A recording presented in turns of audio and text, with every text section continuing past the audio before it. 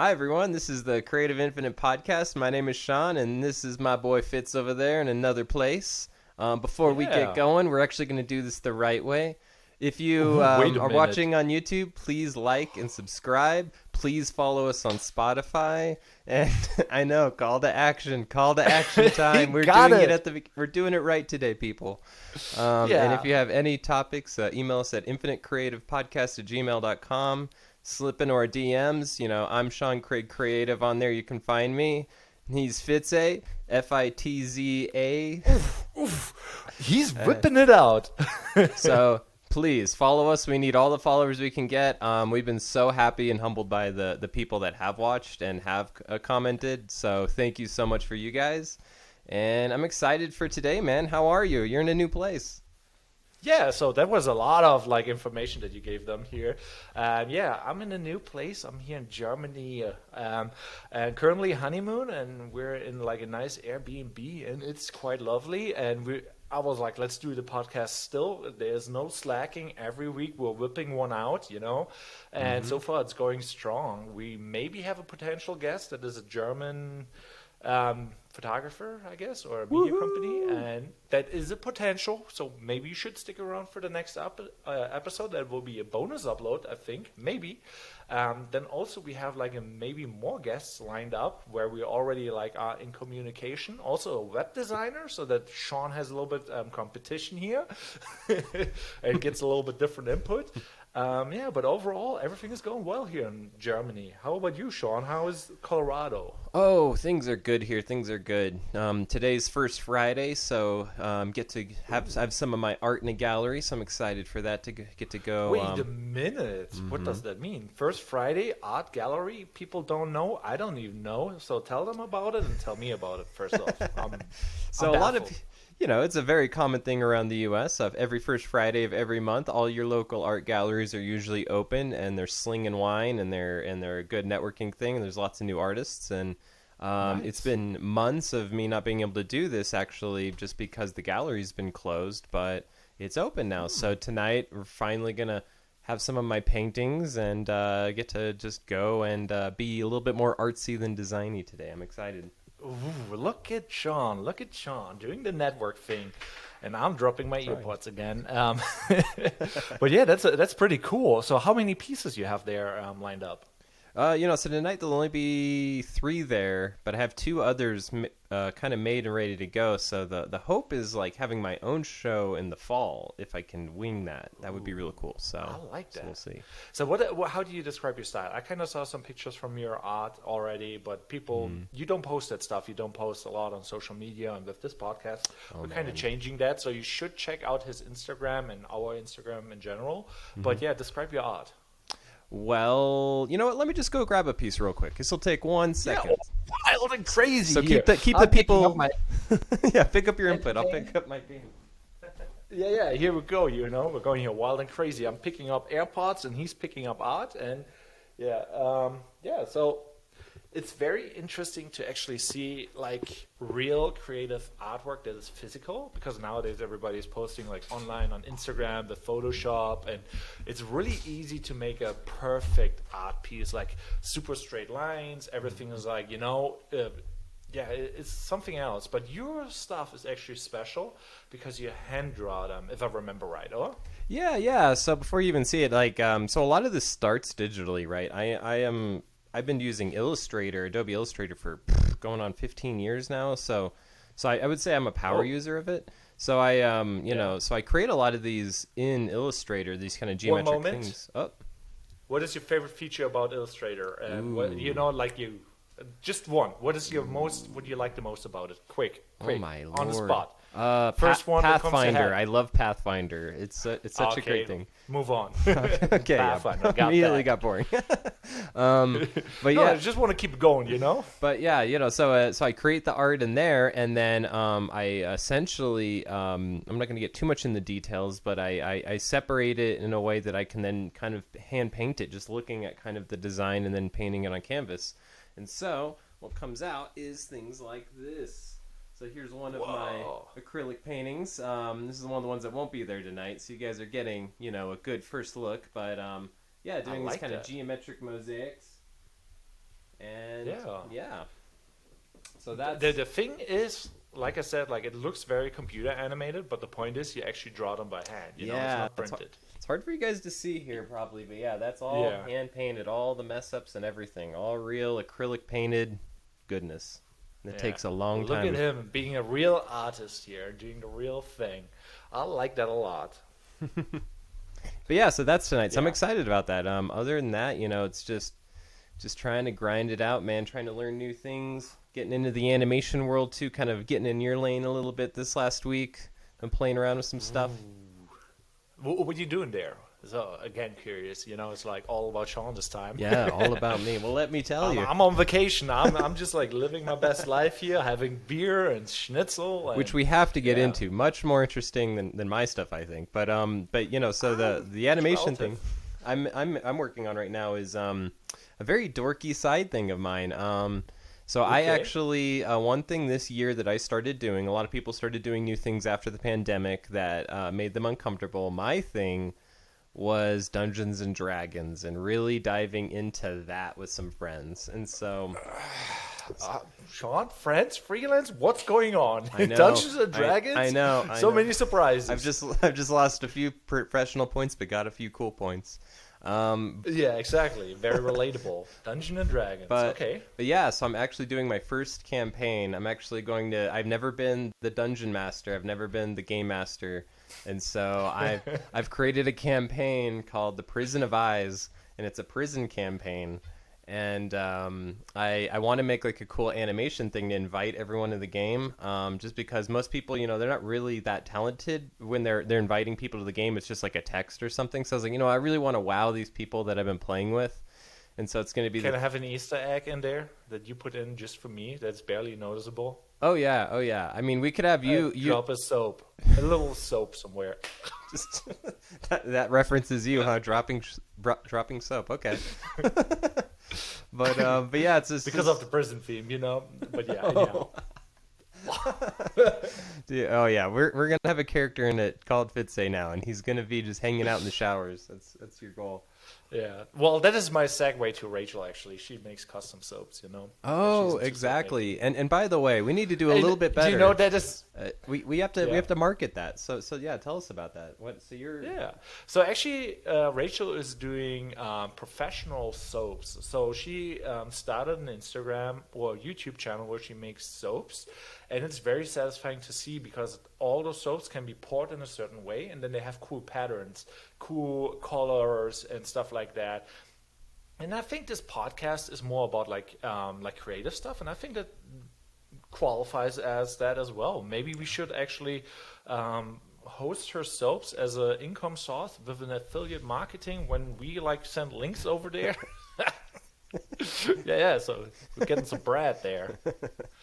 Yeah, but yeah, that I mean money. Yeah, and just for all of you out there, Rachel's this beautiful man's wife, and she is making some amazing soap. Does she still do the dry shampoo as well? Is that still a thing? Yeah, she does that. So it's now a whole company, Lift Off Beauty, and she's selling on Etsy like dry shampoos. And her new hobby that is very satisfying to her and relaxing is the soap making. But the soaps are actually really useful. So she has a charcoal soap, what is like absorbing like all the bad stuff. Then she has I think milk and charcoal together, so it's a black and white one. Then she has a blue one and like really cool smells, like very creative, to be honest, like probably more creative than I am now seeing that and thinking about it. I guess I have to get into the soap business. Yeah, you're just good at dropping the soap. That's it. That's your. Oh man, you put my soap reference into your invite somewhere hidden like a little soap. But yeah, well that's cool. Yeah, and so so people can just find her by going to Etsy and just typing in Lift Off and they'll find her. Yeah, Lift Off Dry Shampoo or Saturate Life on Instagram. Saturate and YouTube. Life. Saturate. What is a good name, actually? On that note, that is a problem and maybe a topic where we should talk about right now. I have problems with good names, I personally don't pick the best names. I have my weird nickname that is a little bit modified for my thing, like Fitz. It's kind of hard to remember, hard to spell, and it's not really saying what it is, but I see myself more as a artist creative, and I am like, whatever, it's just my creative name, whatever. But I should have an easy name for everything else. And I also make lens stands, and I have to rebrand them, come up with a cool name. And like Rachel's really good with that. And obviously Sean Craig Creative is also a really good name. How would you go around the aspect of finding a name? Well, yeah, I mean, this is something I would maybe bring up off air, but I'll go ahead and bring it on air. I mean, could we, this is an interesting idea. Could we do the process on this podcast? I mean, could we spend, maybe, it's something that could be more elongated, I guess. But yeah, we could do a whole episode on like, let's figuring out the name. Let's figure out the brand components of maybe your lens company. Yeah, and make it like a tutorial based. Yeah, yeah. Because like my thing is actually really cool. It's a lens stand where you put your lenses on a camera. No, it's a stand where you can put your lenses on. Then you put it on the shelf and it looks cool. It's not very useful, but it's like a thing that is very useful if you want to display your expensive lenses. And if you spend like $2,000 for a lens and it stands somewhere and you don't see it and it's not beautiful, yeah, why spend that money? Besides like using it, obviously, but. Oh, yeah. Well, I mean, that's one of the most interesting things I think I see nowadays is the pride in people's workspaces. I mean, so many people want to have these kind of world-class looking workspaces. So I think something like this is amazing. Where here's us. Yeah, right. Meanwhile, my set is pretty basic, pretty basic right now. But we should highlight some of these things too, because I think some of the people out here that watch this podcast, they're probably still like, well, what do these guys actually somewhat do? Related to us too, or yeah. I think we should show more light on ourselves, like going over our heritage and our like things we do, in general, and well, talking about heritage, You're in your birthplace of Germany, so I kind of do want to at least touch on the fact that where did I've always been interested. So you strike me when I first met you. You were an electrician still, or you were just finishing being an electrician. No. The story is a little bit different. I guess I interrupt him now, like really rude. When we met, that was we were in St. Petersburg at a meetup for UX or UI design. How do you call that again? It was a UX UI. It was a design meetup, but it was all UX UI people. Yeah, it was a design meetup, especially for that. But I did not know that. And Rachel is like into design and. I was like, oh yeah, I want to do some networking, and design is part of video too. And at that time and stage, I was already like living in Florida since a year, so we kind of freshly moved there, and we really digged it. And I was already having like I think a couple clients, and I was like, I'm not full-time freelance yet, but I was close. I already did the jump once, and it was going well for 2-3 months, and then I'm like, okay, it's probably better to pick something up. But at the time I was like, okay, networking, and I got some clients, but beforehand I just kind of did like YouTube videos for fun, and traveled around America and did some vlogs and stuff like that, and captured the journey of like, hey, this is me being a German in America, because I thought my whole life my dad is dead, and 10 years ago he calls me, I'm your father. I'm like, what? And I have like family here and whatever, and I was like, okay, let's move to America, try to be like self-employed, because that was always my goal. And I just moved to America and tried to start new habits and break out of the like apply for a job and then just falling into your patterns, was really hard. Yeah. But I mean, and go ahead. No, I interrupted you. And because of that, because I moved to America, there's like some vlogs up there. Hey, this is me working at the gas station, get my first paycheck.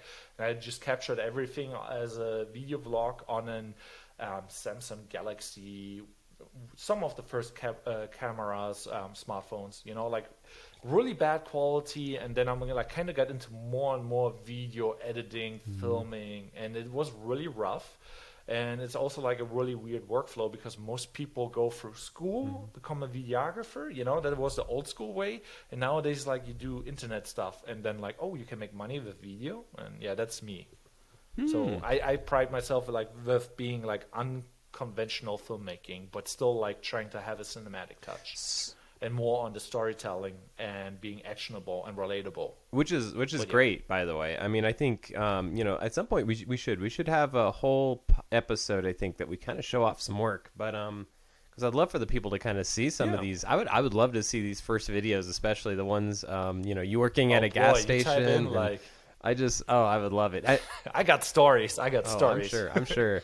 But the reason was so that I have to talk a lot, and I was like, as a cashier, that was my goal. Have a job where you have a lot of customer interaction, and I'm like, okay, they probably hire me ASAP. It's a gas station, it's not really fancy, but we talk in a gas station. Oh, sorry, I had a call. Oh my gosh. Yeah, I get spam But calls right now. so yeah, so I guess to kind of take it from there. So all right, so before I met you, you were doing like kind of these fun videos, but I guess I want to zoom back to Yeah, Germany. transitioning to okay, I want to go like let's like way back. yeah, way back before you got on the boat and came over to America, bright-eyed and bushy-tailed. Yeah, I swam. That was Oh, you just swam all the way here. Yeah, like 7 days. that's how the Germans do it. They Yeah, just 7 days up yeah, fast. they just swim here. They just I've seen that in Florida. They just come up like dolphins out of the ocean. These Germans. But yeah, so I think I'm just interested. So you came to America and you kind of wanted to capture your like what happened, your journey, I guess. Journey. And but before then, were you recording stuff in Germany? Were you doing that at all in Germany? So I think like if we think about being a creative, that is a very relative term, and everybody that I met is kind of creative. Like everybody that I meet, they do something. They either play music, and that is like a big aspect of being creative, making your own art with like audio and express yourself. And I think like this is like one of the things that I had to learn is like art is self-expression. And for me, it was like I don't want to be self-expressing myself because I don't want to know what people what I think, So I want it to be for myself. And then I'm like, no, the best art that I see is like when people show and convey emotions, And I'm like, oh, I have to learn to implement that, it's a big thing right now, and especially with the internet. But I did like when I was 14, I drew, and I think like a lot of people do that, like drawing stuff. And then I got into music, but the tools were not that good. So basically I did some techno, like on like a beat maker, whatever. I cannot even remember it.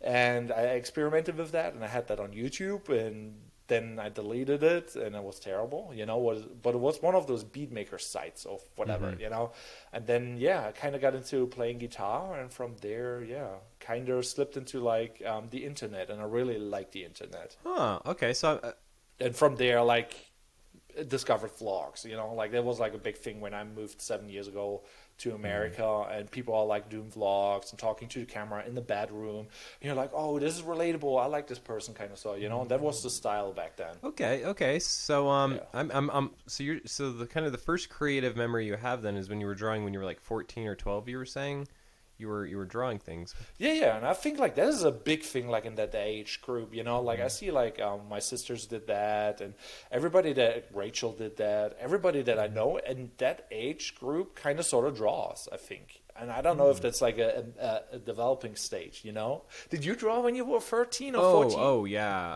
and younger really. I would love to hear what you drew. When I was a kid, recently I just I went back to my parents' house and kind of was just, sitting around talking to my mom about, kind of my creative journey.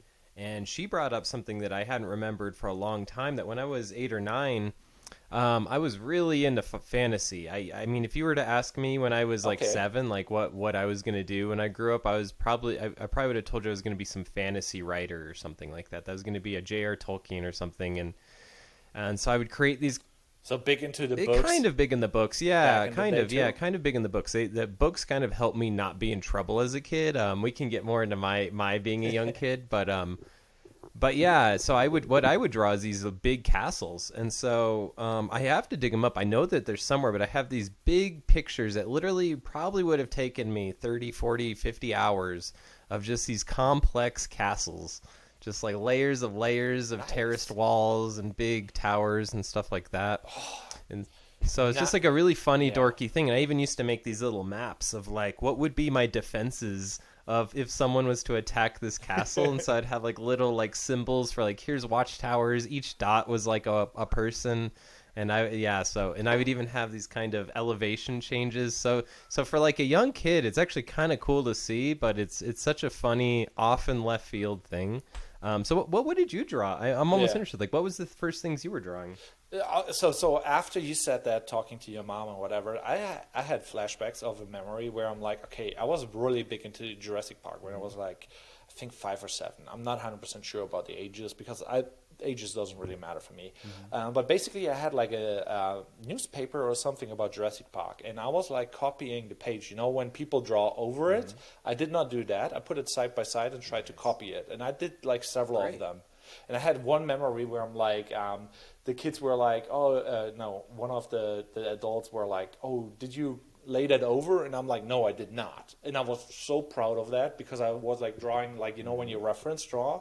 And I did that, and I did that like a lot. And I liked that a lot. That's so cool. Yeah. That was like my first, yeah. And after that, anime kind of Really? shenanigans. You know, being a weep here. A what? Yeah. A weepier? What? Yeah, a weep. WEEB. Oh, a like, weeb. being into Oh. like anime stuff. Yeah. Sometimes the I don't know when struggle. the American slang starts and the German slang ends. So I'm like, a wee. Yeah, true that, true that. It's kind of complicated. But hey, in the comments down below, let me know what is your past drawings like, or yeah, you know what I mean. Like, what did you draw when you were a kiddo? Oh, we want to know what was your artistic outlet. Yeah, as a yeah, kid? yeah. What's the earliest thing any of you remember drawing? I think the one thing I do want to Or say, the doing. one time that like when I was younger that I feel like that was like the biggest hint, if you could say, when I was 6 years old that I was going to be a graphic designer someday. I just knew knew. I was going to make them websites, I knew it. logos. I was young. I was sitting there watching my Sunday morning cartoons. But it was actually so because you just reminded me of this. Is I had an N64, which was a game changer for me when I was 6 years old. There's probably some dorky video of me freaking out somewhere, peeing my pants, getting that thing. But I remember, like, I loved Ocarina of Time, Zelda Ocarina of Time, and that cover with like That's has a good one. All the yeah, games it has of like them are that good. gold cover, has the shield right behind like the Z or something like that. I think if you remember, and so I did the Yeah. exact same thing you did, and I remember I put the cover there and I just drew the letters as perfect as I could, and I actually got it like really close for like a 6-year-old. It was like, whoa, like he actually did the typography Yeah. correctly. He did the shield, the graphic, and probably spent like 10, 20 hours on it. And crayons and everything. And then this is when I knew that I hated my sister. I think she did something like she just poured all of her, she was like 4 years younger than me, I remember, and I was like 6 or 7, and she just poured just something all over it, and it just destroyed it just in front of my eyes. And that got me ready for all of the years ahead of losing files and documents crashing. all the fun of being a modern day creative. There we go. But here, the real question is, did you draw that S? You know, how people draw that. Oh, come on. Was I a public school kid in America? Of Is that course the- I was. Yeah, I don't even know how you call it, but this is like typography 101. If you did not do this, you are not into typography. Actually, you should do some modern art with that, just as a reference. I think that would be very That would be shareable, really you know, making like fun of it and making it still like next level. Yeah, that would You be know what I really mean? funny. Start like a joke Fiverr account where like every logo, any logo anyone needs from me, I'll just go ahead and I sneak that into the design. Every single design has that in it. Yeah. But yeah, so I mean, well, that's cool though. So it's Yeah. cool to know your journey a little bit. I mean, you didn't. It sounds like, because I was wondering if you were some kid that was always recording stuff and things, but it sounds like it was like No, it never. sounds like you kind of like you played around even in music, which I did music as well when I was younger, and you were kind of just trying to find your way, and then it sounded like video was like a cool way for you to relate to people. It sounds like you came to America, you were like, I'm an alien, I don't know these people, but then you saw these kind of videos where people were talking about their experience, and you're like, oh, this is how I connect with people. This is a good way to share my story and connect. Yeah. Yeah, well, my story is a little bit different. Like when I first came to the US, though, I my goal was to be self-employed, and I didn't know what. So I was like trying to Mhm. start businesses. So I imported phone cases, like 100 from China, because phone cases at the time in America were like really over. Yeah, really expensive. They were like $30 for a phone Yeah. case for a smartphone, and I'm like, in Germany they cost just $5, Hmm. or $10, and I'm like, I saw that as a business opportunity. Then I also saw a business opportunity with tables, Hmm. because tables were really cheap in Germany and they're here really expensive. So I built my haywire. They want to sell me. Jeez, ladies and gentlemen, we haven't gotten any calls in any of these episodes, and now Yeah, he's at yeah, 4 and 1. poplar. I Yeah, but mean, basically, I was like building my first table that was like 8 feet long and basically a work table because I couldn't buy that. There was no furniture shops around Ohio and Columbus, and all the ones that I saw, they had like small tables, really cheap, bad yeah. quality, and I did like a really long custom piece, and that really lasted me a long time. Then obviously the phone case story. Then I did some custom caulking for like bathrooms, and I experimented with a couple of things. But in the beginning, the only thing that I did was like consuming the internet and did my own spin off, like doing a vlog, and that was the fun thing. Yeah, Now, does that yeah. vlog If you go on my still exist YouTube, anymore? Can people yeah, still like if find you go on my YouTube that channel, early like work? What's Fitz it called? on YouTube, you can go back and it will slowly change into German. Yeah,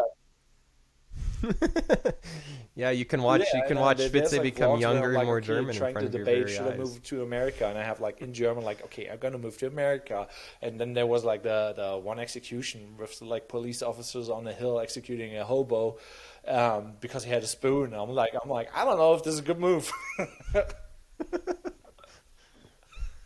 and here I am.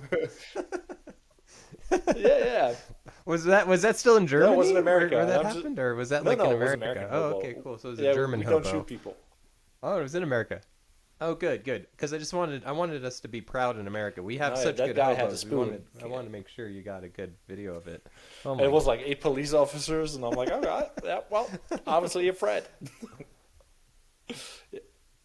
Yeah, Oh my lord. So you have okay, so you have an NSFW type kind of of. video I out didn't there. put it in there, but I I was would like love reacting to the to news because I was like, that doesn't sound nice anymore going to the US and they have that stuff going on. And I'm like, I have more than a spoon in my pocket sometimes.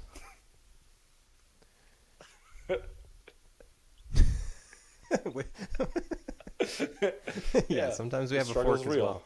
Um well, that's really cool. That's really cool. So okay, so just to kind of to summarize, so you drew, you did some like music in Germany, then you were like, I'm gonna go to America, but you were already Yep, starting to vlog. It sounds like before you getting even my came to America. passport, So there was a lot everything, of you. and It'd be then really weird interesting to see those haircuts, and oh videos. boy. Yeah, it'd be really interesting to see those videos. Obviously, yeah, yeah, because it'd be cool to see like what did you doubt, right? I would almost love to see those videos to see like what were your. You're like, I don't know about America. I don't know. I mean, I don't know what the No, president it was. was I guess that would have been way, way Obama back before then. that. Way But before yeah, that. It you're was like, I don't know like about I came here Obama. and Obama Was became it? Where president. were you? So I don't W. even know. Bush? Was it Bush? I don't know. I'm bad with like who was the Oh, president so before you're Obama? like, Sorry, I'm not really into politics anymore. I never was. Yeah. Oh. oh, it's okay. Oh It's yeah. That. W. Yeah. W. Interesting Bush, time. And then yeah, George he W. became president. Bush. He was a cool dude. Like, when, yeah. Yeah, came here and I'm like, okay, Yeah, he's he's cool, making dude. that whole gay marriage thing a good thing. And I basically had like some gay friends that I met, and they were like hosting a party, and they made a party because of that. And I'm like, okay, this is cool. Yeah, So that's why Fitz came to America is because gay marriage became legal. So there struggle's it is. real. You heard it here first. Yeah, I just had like some really nice real estate agent friends that yeah needed my help, and I helped them, and they helped me, and then we did like traveling together, and I did like some travel vlogs in Hawaii because they invited me, and I'm like, okay, this is cool. And Rachel went there too, and yeah, I have some really cool, weird experiences on YouTube. Yeah, yeah. I mean, I feel like God. The more we talk, I just want to do like a You show should and do a tell background check episode. I on me feel and be like we like, need oh, to do with like who do a. I even like, hang around. Yeah, we'll do that live as well. Here's the background check Yeah. on Actually, Fitz. by the way, my real As you name can is Michael see, Christopher Fitzgerald, and Fitz is my oh, nickname, and Fitze is my business thing. Yeah.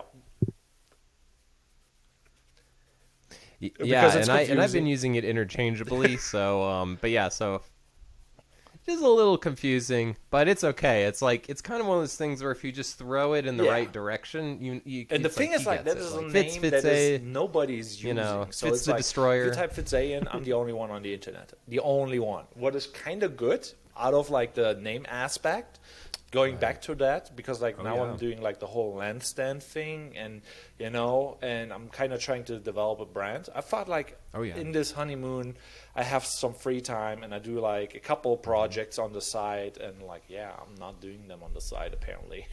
Besides this podcast here, we're doing good. Yeah, I'm holding you to it.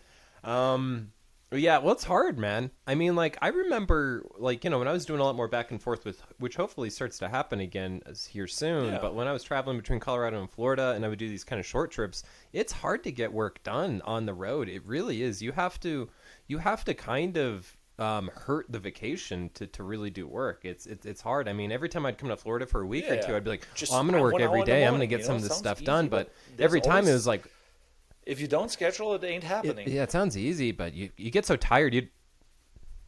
Yeah, and you just don't realize how tired you're going to be, right? Like you probably got to Germany and you were like, and especially like you guys didn't have an easy fly-in or anything, but you're just exhausted. You're just like, how the heck am I going to like have fun and do work? So, yeah, so no worries. That's one of the hardest things to do, I think. If you're not used to it, is the working on the road part is just like it's so hard to do that, but then I not think, ruin though, the that whole is like trip one of with those you trying lessons to work that you the have whole to time. learn. That you're like you have to schedule time, or it's not going to happen. I scheduled this podcast at like 5. Obviously, I was off 1 hour because Sean was like, "Hey, I'm ready," and I'm like, "Wait a minute, was it 4 or was it 5?" Because of the time change, Obviously, I'm 6 hours ahead, and usually we do it in the morning, and everything got a little bit mixed up. And because we talked about like the next day where we have maybe a potential another episode, but I'm like scheduling time and actually sitting down and doing your work is like the key factor of actually getting shit done. And I have to get better at that. Oh yeah, the getting shit done thing. I mean, even I'm struggling on. So one thing I have recently done, I think in one of the past episodes I kind of talked about this, but I'm starting to undo it. I'm ready to evolve again. My process. It's kind of an ever evolving thing, but I've always been. So what I've started to do the last 2 or 3 months is I've started to do like handwritten lists, to-do lists, and I think I can't do it. I think it's outgrown. I can't. My workload's outgrown that even again where so now I've started using Notion, the website Notion, which if you guys don't know out there, that too, because I use that and it's very complicated because it has so many functions, and it's really good because you can build databases and you make searchable things, but it's like, it's complicated, Yeah, and for all of you out there that don't know about Notion, it's a cool tool because it's one of those tools where it can be as simple as you want it or as complex as you want it, but it's essentially like a way to create. The way I think of it, at least, is it's like a way to create like a custom dashboard for yourself. So having like your client list in one tab, having kind of what's the roadmap of your company on another tab, and then what's your daily to-do list on another tab. So it can get fairly complex. So I agree with you. It can get kind of like a little too much where you're wasting because that's the funny thing that I think is funny about to-do lists is there's a point where you're wasting time with to-do lists where you're putting like you spend an hour or two just making this perfect list. It's like you could have spent most of the time doing the list. So Notion can be, I can see that where like you could get stuck like just playing in Notion where it's like this you should never do that. Like it's just supposed to be a list. Because just like make the list get to there's work. a scale to it. I think like in the beginning you make a to-do list and it's just a piece of paper where you write 5 things down, That's like the beginner stage. Then the second stage is like you actually plan it out and you put it in a calendar, and it's pretty good. It's not actionable, and some of the things you don't get done and you have to manual transfer them to the next month, whatever it is, and then the third stage of that is actually those tools, and those tools, they are actually very complicated. They don't, people who are more experienced with them and dabbled in like a couple of them, they they don't remember how hard they are. Because I try to use them because like I saw some YouTubers like, oh, I play my scripts and video ideas and Notion out and put them into my calendars and combine them with sponsors. And, and there's, you also can get like, there's so many things you can do with them that, yeah, after you use a couple of them, you learn a lot. But yeah, it is complicated, and there's like classes learning them because like if you build the structure wrong, they don't really work that well, and you still do like manual writing and copy and pasting in that app, and it's like doesn't really save your time, and you could do it smarter. And sometimes it's better to actually take a course or spend like 2-3 days learning a lot about them. Yeah. I think like most tools, I'll never say don't YouTube a tutorial on a new thing, which I actually have never done on Notion. I think I've used enough of these tools. I think you're right that maybe I view these things as being easy just because I've used so many of them. But yeah, I mean, for me, because it doesn't all happen in Notion too, because like what you just said, like having the calendar timepiece. So that was something I did months ago, where I would literally block out the day. And the way, and some of the days would just look like pure chaos. It would be like 10 minutes here, 20 minutes there, 30 minutes here, 1 hour here, boom, boom, boom. And it was just like my iCalendar just looked like I was on crack. And I didn't like it. The one thing I didn't like about that, and I still kind of don't like, is that on the calendar, there's no checking off. That's why I went back to the list, because it's so nice to just draw a line through something. It's so nice to where on calendars, you don't get that. Like the day is over and it still looks like a mess, even if you did a lot of stuff. But I do love the fact that like when you put it on the calendar, you're committing to a time. And that's really cool because like I know that I'm very optimistic. So I'm like, oh, I can design 3 websites, 2 things, do this, do that, do this podcast. And, I'll paint these paintings on the side. And then, it doesn't translate to time. It's like, okay, well, that thing took an hour. That thing took 2 hours. That thing, so yeah, my new thing on Notion is that I'm making the weekly list. I kind of have a bucket here that I call like the back burner list. And so the back burner list, and this is kind of one of the things I'm always telling people about with to-do lists that they don't do, is that you should always have a back burner thing. So you have like kind of what's about to happen. So like what's on the plate? What are you going to try to do either today or tomorrow? What have you not even touched but does need to get touched soon? What are you actively doing, and what's been completed? But then the back burner list is great, because I know that, especially me and my ADD, like when I'm in the middle of doing something, like let's say like making a thumbnail for this podcast, really I'll be thinking, oh, thank you. But that's when I'll think, oh, you know what? I should really do that D&D animation where like Fitz drops the soap before the prison campaign starts. But I'm in the middle of something else.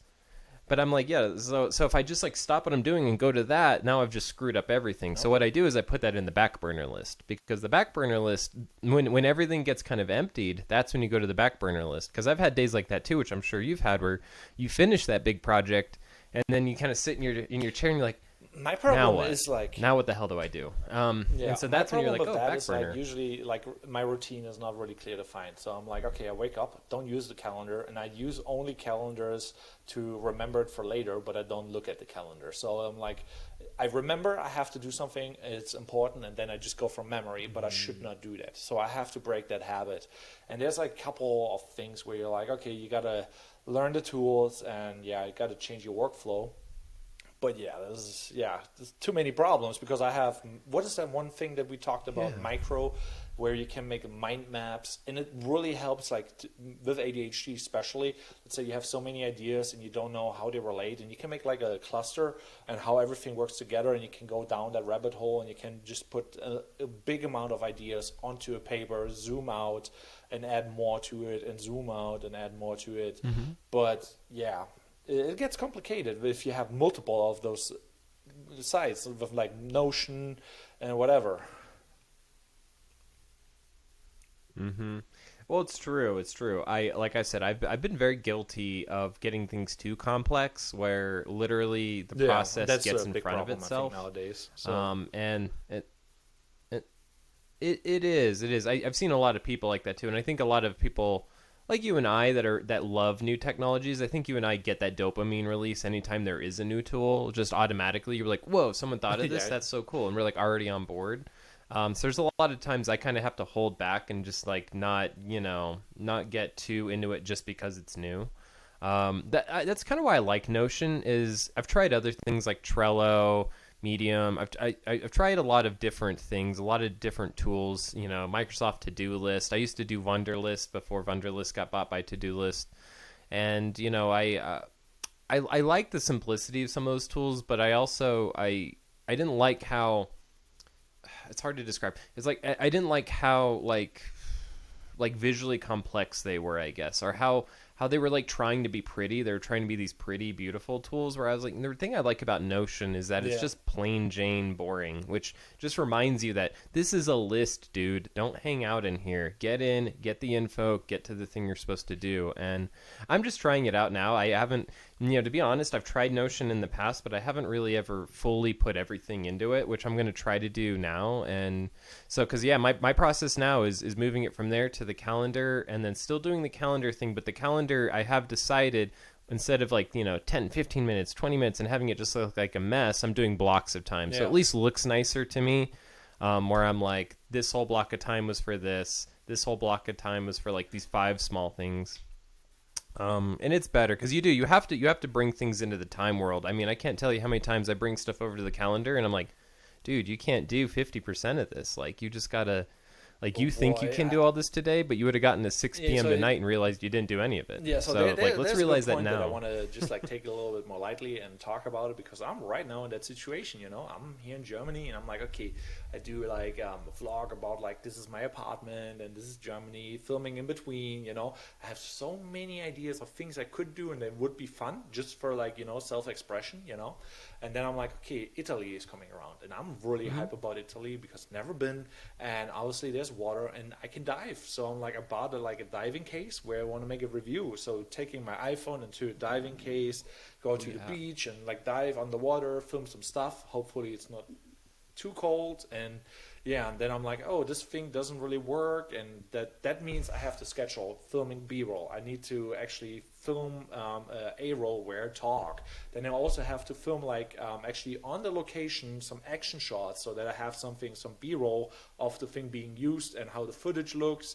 Then I also have to film I have to schedule a lot of things just to make that happen. And then I also have the idea, let's film a vlog about eating gelato and find the best gelato place in Italy, Sorrento, obviously. And a couple other spots for pizza and so many ideas. But if I don't schedule the time and set clear rules on when I have to do that, so that I know clear action and not in the moment where I'm like, oh, let's pick up the camera, casually do it, because now it takes time. And but I still want to have fun. So I'm like, scheduling is important. The to-do list is the one thing. You actually have to pick it up. So how do you... Okay, I cannot hear you again. But how do you pick up... so how do you pick up your times when you open the calendar and when you write down onto the calendar? You have a routine on that?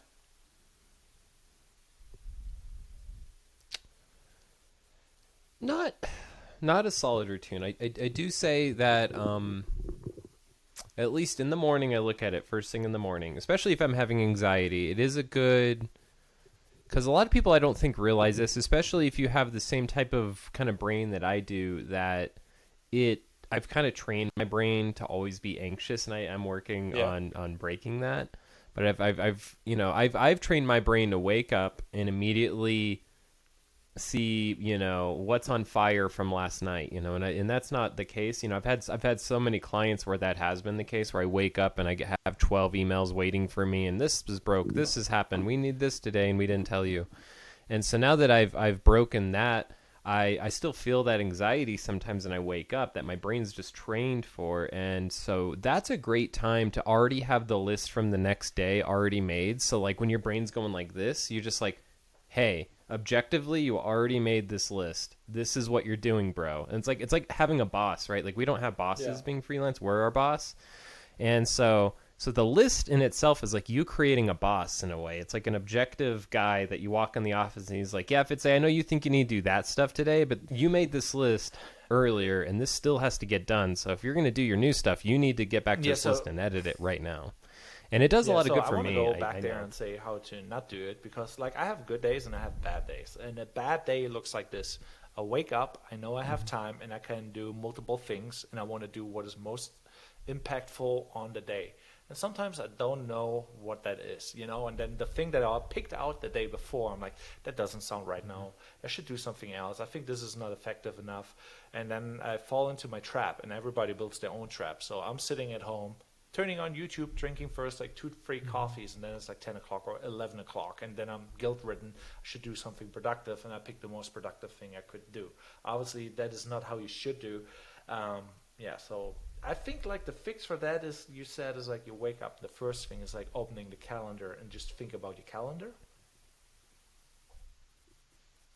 Well, right. I mean, it's just like if we were to go out of the creative world for a second, and we went into, let's say we were shrimp boat captains, right?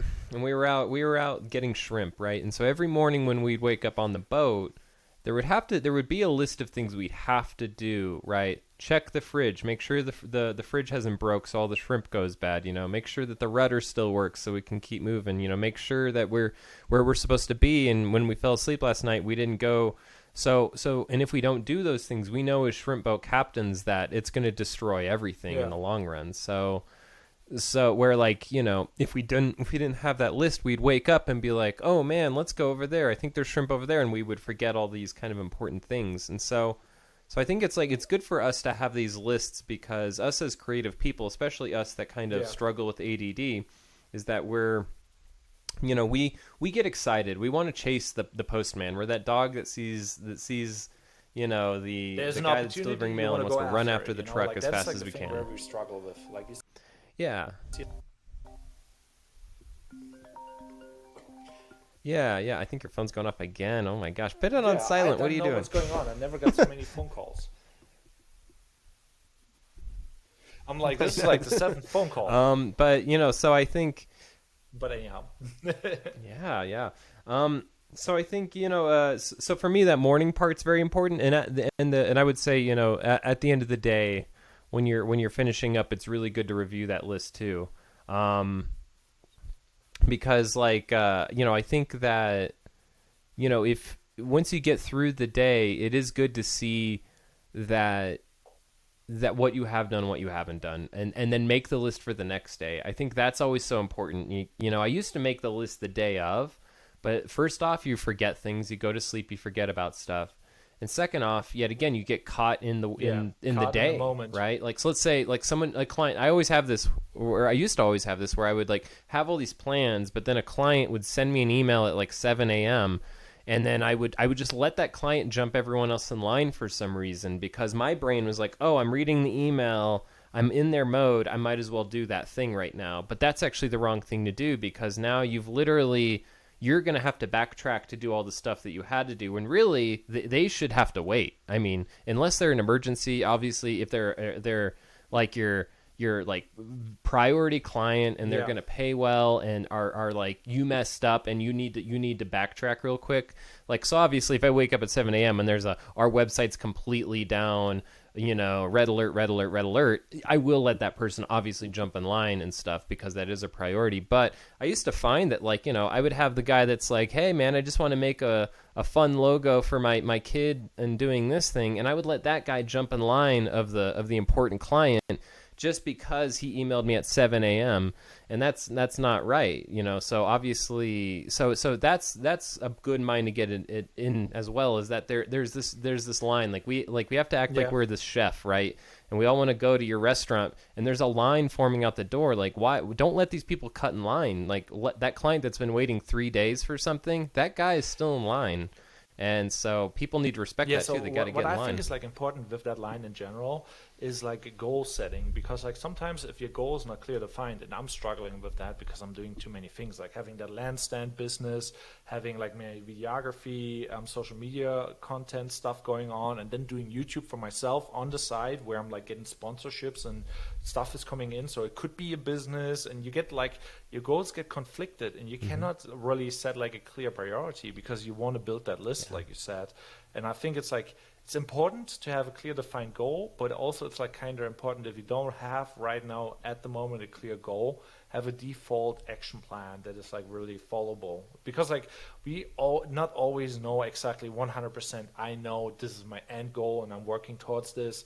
And you can build something. Sometimes you have to just like keep out putting fires and keep on going till you have an idea again, and then redecide and make an actionable list. So you can build that line, you know? Yeah. Yeah, yeah. Well, yeah, I think because it's subjective, it's Yeah. emotion versus logic, right? And the more that you're in the emotion part, as you know, the more lost at sea you are. So you have to get all this stuff to a logical place where you can go down the list type of thing. So for like you to go back to like your trip right now, obviously there's going to be a lot of times where you do need to Yeah, prioritize 100%. the trip. This is Honeymoon. your honeymoon. You should enjoy your time with your wife. These are moments you're never going to get back again. Moments with your Yeah. mom in Germany, things like that. Going to Italy and being underwater.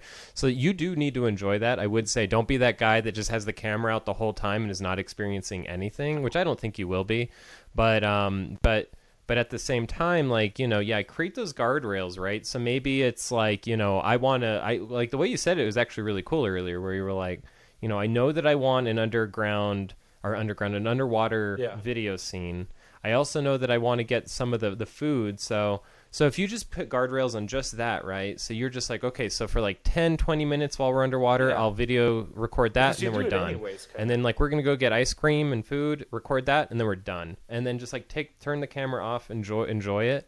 I have to do that a lot. I've actually had to start to schedule good stuff too. It's really funny. Like even this podcast, I knew it wouldn't make any money. I No, knew just we wait. weren't going to Just go into wait. this and just have I'll make it thousands rain of on you, fans. dude. The time is coming. Yeah. But like, so I knew that. So I had to schedule this time. I've scheduled it every week because if I just say this is the fun thing and it'll never happen. Like then the morning will come and I'll be like, yeah, but I have X, Y, and Z that need to get done, and this podcast isn't gonna pay me as quick as these things. So I would say that too, is that schedule the nice stuff too. You may have to tell yourself in the same logical way, Yeah. have fun, like And put the thing not down, everything calm makes sense. down. It's okay to be confused and not like setting their priorities right. Some people. So with depression, for example, people are like, I don't know what to do. This sounds dumb, and I don't do anything because I don't know what to do. Sometimes, even if you just put out fires and keep on putting out fires, you will get to a point where you get motivation again, and you get like, oh, instead of like just being maintenance, I'm being productive and do something that brings me forward. But you got to do the maintenance plus something productive. That's what I like, how I see it. You can clean your apartment, you can do certain things. Yeah. If you let everything like get out of like control, you're overwhelmed and you don't know what to do. But if you're like keeping up with the maintenance and you do one thing productive, that is good enough, but you have to see the productive thing, If you see that shining light and it's an opportunity, it's okay to break the plan and be, oh yeah, there's an opportunity and I can't ignore everything, you know what I mean? But you have to keep maintenance going. Oh yeah. Oh yeah. Oh yeah. I mean, I think they'll, for me personally, yeah, the maintenance has been the health of just like be healthy, like take care of these problems that you're pushing on, you're sweeping under the rug. If your body fails, then your business fails, and if you're not happy, then your work's Yeah. not going to be good. And those simple things for sure. And that's what I would tell people out there. I think some of the people that are probably listening have the problem where they have too much fun and their head is too much in the clouds. They don't get down and get to the work. But I think there's that other side of people that are like, well, no, I work hard, I work a lot, but they don't do that so maintenance. that is like so you for and all me, of you guys kinda, out so, there, you know what I mean? I'm like, I need to work harder, and I know what I have to do, and you're like, I need to have more fun, And it's like it's a weird balance, and that's why I like you and me, like we're like the yin and yang, the really successful freelancer in my eyes, and then there's me, the freelance videographer, who's doing all the fun projects that somewhat pay, and sometimes I'll make good money, sometimes I'll make no money, and I'm like, I need to get my shit together. well, what's funny, like, so from my end, objectively, I feel like you have your Yeah. shit together. I mean, I think you do the harder thing, which is you've connected with so many people, and so many people feel so comfortable around you that they let you on. I mean, it's incredible. Like some of the stuff you send me of like, yeah, I'm Yeah. just doing this now, and now I'm leading this class, and now they want Yeah, me to do podcast this, and class, so just in that's case, there's coming so there, soon. Buy my ebook, also coming oh yeah, soon. yeah. Yeah, shout out all these all these things. They're promises now. So all right, everyone, hold it to them. I want comments every episode asking where these Yeah. classes are. No, well, I'm not hosting the class. But I'm just teaching the class. well, that's pretty Yeah, big. kind of. But but yeah, I think you're right. I think, and thank you for saying I'm a successful freelancer. I think I'm successful, but I don't think I'm like insanely successful. I have a lot of room to grow It's still. all on a scale. So I mean, as we get guests on here, I think we'll have people probably on here that are even more successful freelance than I am, and so actually did want to like say this. I've watched some of these episodes now, and I just want to make sure that people at home kind of know this, even if it seems obvious, is that Fitz and I are still growing. Like we're still on this journey as well. By no means in any of these podcasts do we think we've had the answers. We figured it out. We've climbed the mountain.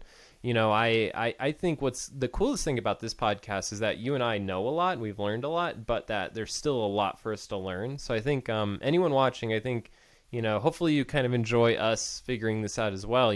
Like for me right now, the big thing that I'm still right now figuring out is that work-life balance. I think I'm guilty of hiding behind the work so I don't have to do the life part. And I think a lot of you out there can probably see that as well, right? Like I can't go out and have drinks because I have this deadline. But who made that deadline? You made the deadline. And so it's like, so you're creating obstacles not to go have fun.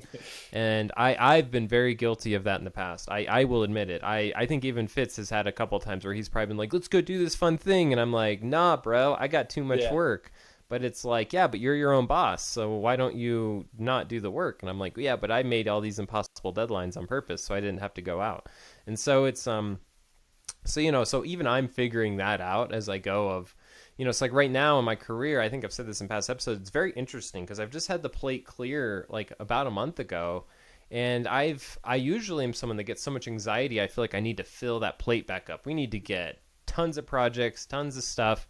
Where now it's like a lot about like, no, like let's not, like you're okay financially, like just some coast. relatability issues, like let's say like you have the problem of like getting the plate empty, and have just a one good meal on there.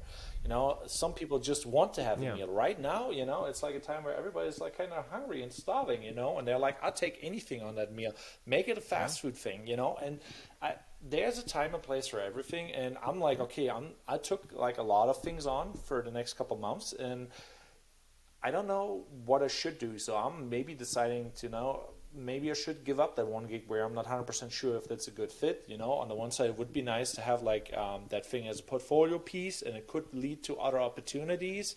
But I also have like that wedding thing going on. Then I have that class going on. Then I want to get also like back to the regular thing, and I want to do more YouTube things, because if the YouTube thing is like working completely out, I don't need them. And then it's fun. Yeah, there's a lot of things, and you kind of have to be like figuring out your plate, because like you can pick and choose what you have on your plate, what your plate should be, but to get to a point where you can pick and choose, you have to just take a lot of things on too, if you.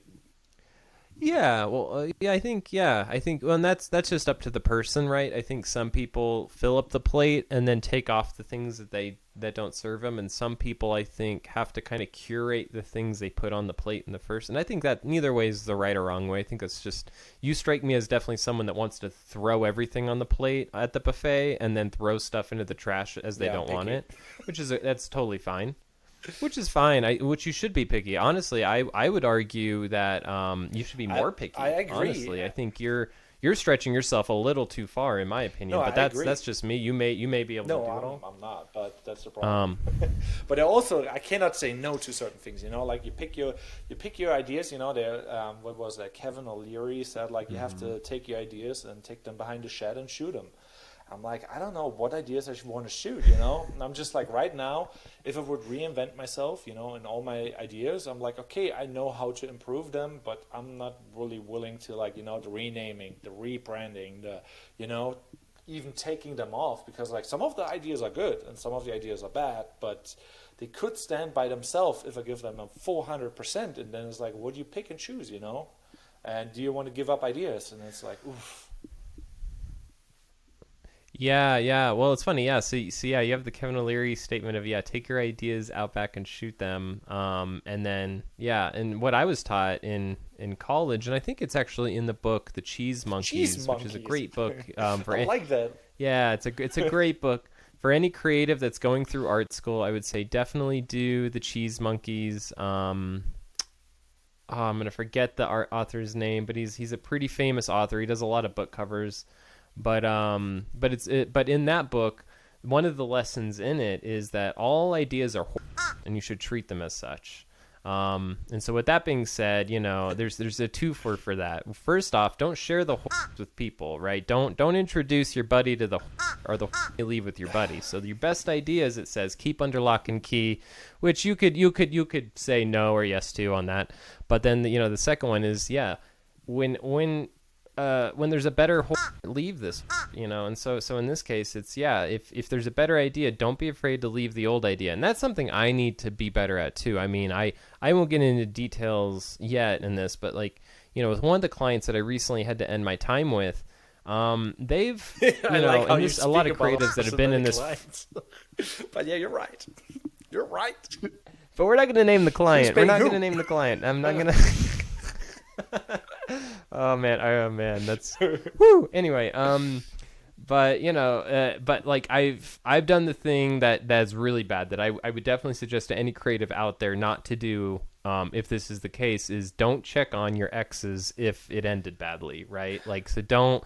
In this case, I've been recently checking in to see oh, well, what have they done with my designs since I've left? Well, they've destroyed them. It's like going to your house that you moved out of 20 years ago. Well, yeah, your mom's garden's destroyed. They cut down the tree. They blew out your old bedroom and made it into a garage. That's essentially what I'm already seeing. And so it's so even in my head, I'm like, it's okay, man. Those things, not the client was a you could make that argument too, but the ideas were so just let him go, bro. It's okay. Make room for the new ideas. Yeah, I see how it is. But my problem is I started Did you like how I tiptoed around, causing some controversy there? Tried, but still, they paid you. So who's... Who's the here, really? I mean, I'm just now a high class call girl. That's what I like to call myself. But yeah, by the way, I think that's a good reference. The problem for me is now I started the one thing and I should end it because I started it and it's a good idea and I really like the idea. Great potential, the land stand. I'm gonna mass produce it, and I think combining, will be my plan. Combining, for example, this podcast with that branding issue, that could be a masterpiece of a example how to do a branding object or a branding session. Go through it, what is good, what is bad, what you should do, what you shouldn't do, and then relaunch, and maybe give Sean his fair share of his input if it's actually deemable, and Yeah,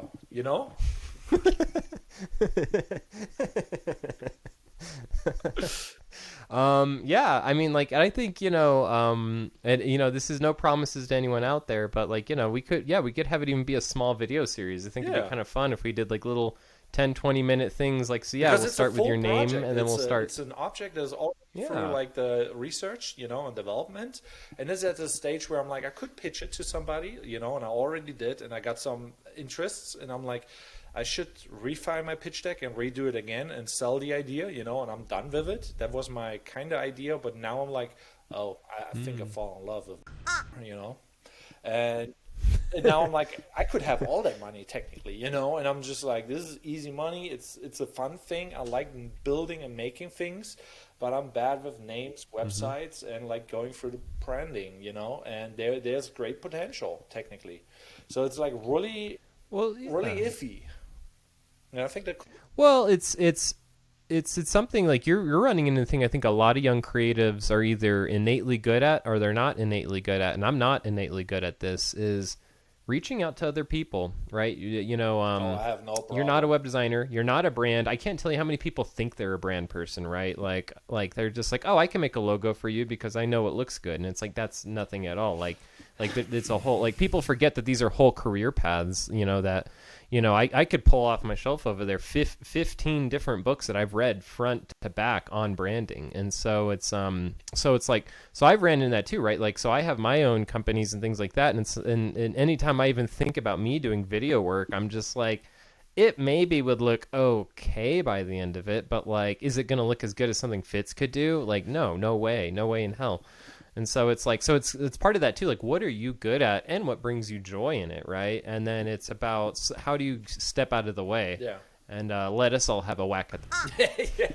I mean, I like our reference. This episode is explete. Oh my god! Okay, we've overused this reference. We're gonna get taken off of YouTube. We'll keep on now. going, because like I think like we all have to acquire good taste, and like you have to consume some good ideas, some good design, some good videos, so you get a flavor. And everybody has already like a decent amount of like, this is a good design. You see something, you're used to that, and that is the new standard. And I feel that with videography and in general, we already have already an excellent design of videography. To reach that, it's a whole new thing, because like you maybe learn about it, you have those books in the shelf, but you actually have to do it, because like I see a lot of videographers and video people, and I'm like, oh, I know how they did it, and I could do that too, but actually planning and doing and executing is like a different pair of shoes. Like you can maybe analyze it and see how it's done, but to create the same situation that person was in is a little bit harder, because like I know when I prepare for a shoot, I will prepare for it, how the budget is,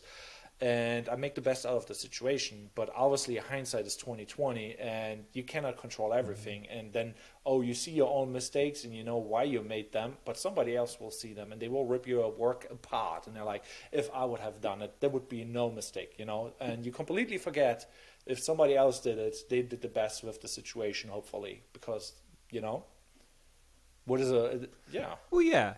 Yeah, well, it comes back a little bit to our last episode of empathy, of like, having empathy for how hard something truly is, and some of the best designs out there. Yeah, some of the best design out there is design that you don't even know is happening. That's the best design in the whole world. You should never stop and be like, oh, look at this beautiful design. That means it wasn't a good design. I mean, really, the best design is invisible. Like, truly, at the end of the day, you shouldn't even know. I literally shouldn't even know how good your branding is until like the money has left my account, because you just tricked me to buying something. Not really tricked me, but you just pushed me to buy something in 10 minutes. Yeah. That's good design. Yeah, that's what I say always, like with t-shirts, you want to just have that t-shirt design. Yeah, everybody comes up like, oh, if I would have a t-shirt, the design has to be so good that they ignore your shitty ass, if you're a personal trainer and you don't sell t-shirts, like that basically just means like your design is shit, But if the design is so good, they will buy it, even though it's connected to your person, it's like, well, then you have a good design. Because most people don't really want to support people. It's like, oh yeah, I don't want him to be rich off that, he doesn't deserve my money. It's kind of like that weird mentality that people have that nobody's saying, they judge somebody and like, I don't want him to become rich. People are selfish and they want to be rich. It's like, it's a weird mind thing there, but if the design is so good, they're like, oh, I want that because it's so good. They don't even think about that, about does that person deserve this? What is weird? You know what I mean? I don't know, how would you describe that phenomenal, but I'm just like, yeah, if you have a good design, people just buy it, and they just don't care about who is selling it. But there's a lot of, if you think about yourself, like sometimes if you think about who's selling it, that just already means like it's a bad design, or a bad brand, like you don't believe in the brand. But that's just like me saying some weird stuff right here as a German. I'm just saying. No, you're on to something there. I mean, I would challenge that, to quote the great Donald Draper from Mad Men, is that if you don't like the story, change it. So yeah. So I would say if you're bad for your brand, then don't talk about you. If you're great for your brand, talk about you. I think. But yeah, I mean, to kind of get back to kind of the meat and potatoes, and also for all you out in the audience, I think that was 7. That was the 7th phone call that happened in the middle of Fitz just talking just now. So he's going wild. I mean, yeah, he's cursing. He's got the phone going off. He's living the German life now. He's like really, you can tell he's already loosened up quite a bit. But I think. Yeah, to kind of bring it back in is I think, I think we can do all of these things, but we have to trust people. I think that's the biggest thing for me. I almost wish like an art school they would have had a whole class on like trust, really. Yeah. Like, because that's what it comes down to, is like, you know, meeting people, like meeting you is a great thing. Like if you and me, like if I could get you more and more projects, I'd love it because I trust you and I know that you at the very end, even if we disagree on things sometimes, that I can at least trust that you'll hear me and that you want the best thing for the project. And I think that's the best thing in the whole world. I feel like you're really good at it, because you're a lot better at connecting people and meeting people, at least other creatives. Yeah. Is finding that network, right? Who is your guy? Who's your web guy? Who's your brand guy? Who's your video guy? Who's your animation guy? Who's your copywriter? Who's your SEO guy? Yeah, you hear that because I thing think with all the of us, house. Like you want to build a house, but you will not build a good house if you build it yourself. You want to have a good team. exactly. You know? Exactly. You know, even mechanics and stuff, you know, you go to the garage, you know, there's some guys that do certain parts of the car, and it's not because like the mechanic can't do it all. Maybe there is a mechanic that can do it all, but you know, it's better to split these things up. And so I know I run into it all the time. A lot of us, you know, especially us young creatives, we don't have a lot of money. So I think we get stuck in this place where we're like, I don't want to like get all these people involved that I can't pay. You know, which is good. I've met some young people that seem to not care about paying other people or helping them in any way. It's really weird. I would caution that. I've had a few groups of young people that have been like, oh, how do I ring all these people in? Oh And boy, camera's dead. and Give me one man, second. we're living so loose here in Germany. I mean, Oh yeah. Fitz is just, but you know, so I think, you know, so for all of you out there still listening, while you know, rest in peace, Fitz. Is that, you know, I think that we need to be better at dividing up the work, trusting people, and we also need to just be better at focusing on the things that we want to do and that bring us joy, because that's the stuff that really shines. And so, and he's back. And so, you know, so for like you, like, and I would love to highlight your business. I think we should, like, the more we talk about it, I think we should do like kind of maybe a short video thing, maybe 20-minute things like of us helping do your because they're really cool lens holders. I mean, we've never highlighted them on this show, so it could be a good opportunity for that. But like, it would be great, I think, for people out there, for you guys to see the process of, like, you know, us working together, right? Because he has the vision, but I can be that objective voice that can help guide it and you know, transform it as well. So I think that's the biggest thing for a lot of people that haven't been on creative teams, that don't really know how it is to divvy up that work. That's the biggest thing. Find people you trust. Find at least one person you trust out there, and start having them help you on these things. You know, externalize more. And I mean, like, you talked about like paying people and like keeping your money and not paying people. And one of the things is, like, you know, if you don't water what you're using, you know, it's getting dry and people don't want to work with you. Like, I have creators who pay me when I help them, and I'm like, okay, I will not steal their clients. I'm like just working for them, and I'm like, I'm feeling happy and I appreciate them. And I know people who are like, oh, I just want to have now a free video and I want to do this. And, you know, you maybe do it so that you can say, hey, I'm doing stuff, you know, but in the end, it's like, it sours the bed, you know. It's like you don't want to do stuff with them. It just makes it salty, and, you know, it's not helping them or you, because, like, if they would pay you, you could reinvest in your stuff. You can sustain yourself instead of like starving you know. Like, this is a weird thing. Like, you should pay your fellow creatives, you know, just for good karma, and that, you know, they can reinvest in same way around, you know. Yeah, exactly. I've made a rule of paying people. Even you know, I have a friend that I've been helping teach kind of web development to, and we're about to finish kind of the first project that I put him on, where we're creating this online brand dashboard that I'm going to start offering to all my clients. And it's interesting because throughout, you know, I keep saying, you know, like, I'm going to pay you. And he's like, no, I'm not going to let you pay me. I'm learning. I feel so just lucky that you're even giving me all this knowledge and stuff. But throughout, I think he's seen that, like, as he's done he's like picked up another job and things, that his work has slowed down quite a bit. Yeah. And I reminded him the other day, I was like, well, that's why I wanted to pay you, because now you're not prioritizing this at all when it's a free project and then there is a money project comes in. So it's not only are you helping out the people, but it's also like getting their attention, right? Like if I'm paying you money, you're actually going to show up. Where if it's this free thing, then in your mind you're like, Sean's just he's not going to pay me anyway. So I'll do this other gig.